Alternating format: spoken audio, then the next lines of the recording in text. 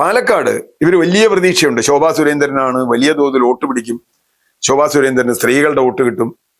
ഞാൻ അങ്ങനെ വളരെ ലളിതമായൊന്നും പാലക്കാടിനെ കാണുന്നില്ല. ഒരിക്കൽ ശോഭാ സുരേന്ദ്രൻ വളരെ മുമ്പോട്ട് പോയി എന്നത് ശരിയാണ്. ഷാഫി പറമ്പിലുമായി വളരെ അടുത്ത് മത്സരത്തിനെത്തി. പക്ഷെ ഞാൻ ഇപ്പോഴും പ്രതീക്ഷിക്കുന്നത് ഈ ശ്രീധരന് കിട്ടിയ വോട്ട് പോലും ശോഭാ സുരേന്ദ്രനോട് കിട്ടില്ല. ഈ ശ്രീധരന് കിട്ടിയ കുറെ വ്യക്തിപരമായ വോട്ടുകളുണ്ട്. ആ വോട്ടുകൾ കിട്ടുമോ? ഒന്ന്. രണ്ട്, പാലക്കാട് BJPയുടെ അകത്തുണ്ട പ്രശ്നങ്ങൾ. കൃഷ്ണകുമാറിന് കിട്ടണമെന്നുണ്ടായിരുന്നു. കഴിഞ്ഞ ഉപതെരഞ്ഞെടുപ്പിൽ കൃഷ്ണകുമാർ മത്സരിച്ചു, തോറ്റു. അതിന്റെ ആഭ്യന്തര പ്രശ്നങ്ങൾ. ആഭ്യന്തര പ്രശ്നം കൊണ്ടാണ് കയ്യിലിരുന്ന മുനിസിപ്പാലിറ്റി BJPക്ക് അവിടെ നഷ്ടപ്പെട്ടതെന്നും കൂടി നിങ്ങൾ ആലോചിക്കുക. BJPക്ക് മുനിസിപ്പാലിറ്റി നഷ്ടപ്പെട്ടു. അടുത്ത പ്രദേശത്തെ പഞ്ചായത്തിലൊന്നും BJPക്ക് ഹോൾഡില്ല.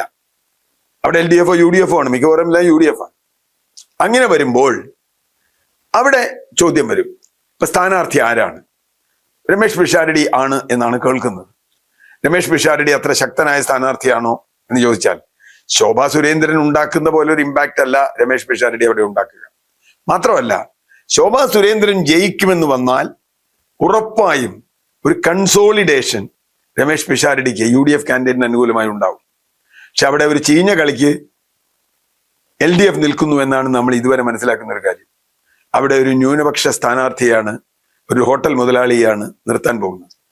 അദ്ദേഹം ന്യൂനപക്ഷ വോട്ട് പിടിക്കും എന്നൊരു ധാരണയായിരിക്കും CPM-നുള്ള. അങ്ങനെയാണെങ്കിൽ ശോഭയെ ജയിപ്പിക്കാൻ വല്ല കരാറുണ്ടോ എന്ന് എനിക്കറിയില്ല.